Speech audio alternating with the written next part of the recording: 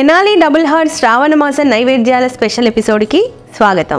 శాస్త్రం ప్రకారం భగవంతుడికి చిన్న బెల్లం ముక్క నైవేద్యంగా పెట్టినా సరిపోతుంది. మరి ఇన్ని రకాల నైవేద్యాలు ఎందుకు అంటే కేవలం అది మన తృప్తి కోసమే. అసలైన పూజకి కావాల్సింది నిజమైన భక్తి. తెనాలి డబుల్ హార్స్ రుచికరంగా ఉంటుంది, అనుబంధాల్ని పెంచుతుంది. నేను మీ విజయశాంతి.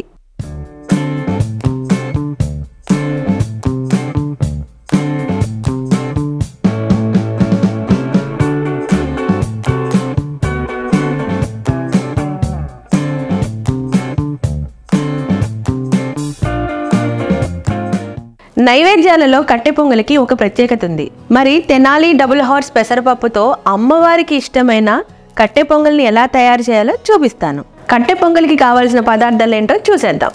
తెనాలి డబుల్ హార్స్ పెసరపప్పు, బియ్యం, అల్లం ముక్కలు, కరివేపాకు, ఇంగువ, జీలకర్ర, నెయ్యి, ఉప్పు, జీడిపప్పు, మిరియాలు, పచ్చిమిర్చి.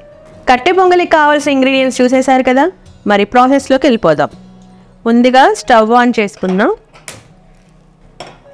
ప్యాన్ పెట్టుకొని అందులో తెనాలి డబుల్ హార్స్ పెసరపప్పుని వేయిద్దాం. ఇది డ్రై రోస్ట్ చేసుకోవాలి. ఇది వేగుతున్నప్పుడు మంచి అరోమా వస్తుంది. అప్పుడు ఇది వేగినట్టు లెక్క. ఇది గోల్డెన్ బ్రౌన్ ఇలా ఏం లేదు, జస్ట్ వేగుతున్నప్పుడు మనకి మంచి అరోమా వస్తుంది. పప్పు వేగితే వస్తుంది కదా, అలాగా వేగిపోయిందండి. ఇప్పుడు స్టవ్ ఆఫ్ చేసుకొని దీని మీద కుక్కర్ పెట్టి ముందుగానే కడిగి పెట్టుకున్న రైస్ ఈ కుక్కర్లో వేసేసుకొని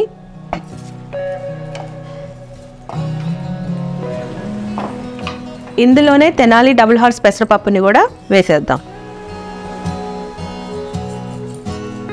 దీనికి సరిపోను వాటర్ పోసుకోవాలి.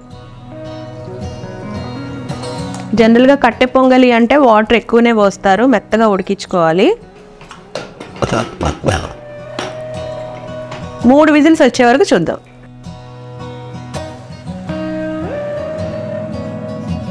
మూడు విజిల్స్ వచ్చాయి, ప్రెషర్ కూడా వెళ్ళిపోయింది. ఇప్పుడు నెక్స్ట్ ఓపెన్ చేసి చక్కగా ఉడికిపోయింది. ఈ కట్టె పొంగలికి కావాల్సిన పోపు పెట్టుకుందాం. ప్యాన్ హీట్ ఎక్కింది. ఇందులో కొంచెం నెయ్యి వేసుకొని, నెయ్యి కరగాలి. నెయ్యి కరిగిపోయింది. ఇప్పుడు ఇందులో జీలకర్ర, మిరియాలు, జీడిపప్పు ఇవి లైట్గా వేగిన తర్వాత అల్లం ముక్కలు వేసుకోవాలి. ఇవి లైట్గా వేగాయి. ఇందులో అల్లం ముక్కలు వేసుకుందాం.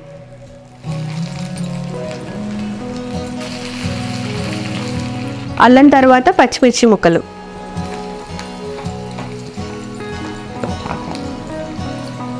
ఇప్పుడు కరివేపాకు వేసుకుందాం. ఫైనల్ టచ్ ఇంగువ. స్టవ్ ఆఫ్ చేసుకొని రైస్లో కలిపేద్దాం.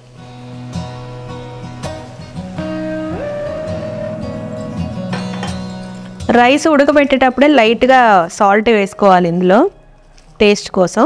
కట్టె పొంగలి నైవేద్యం రెడీ అయింది. అమ్మవారికి తీసుకొని వెళ్ళి నివేదిద్దాం.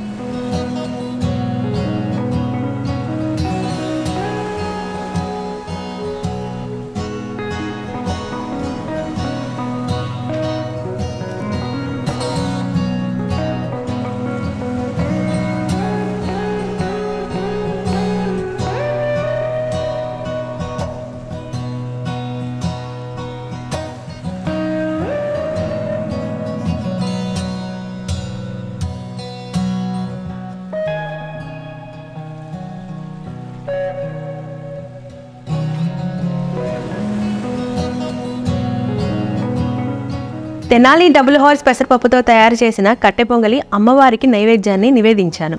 మీరు కూడా తప్పకుండా మీ ఇంట్లో తయారు చేసి అమ్మవారికి నివేదించి అమ్మవారి ఆశీస్సుల్ని పొందండి. మరి మరో నైవేద్యంతో మళ్ళీ మీ ముందుంటా. నేను మీ విజయశాంతి.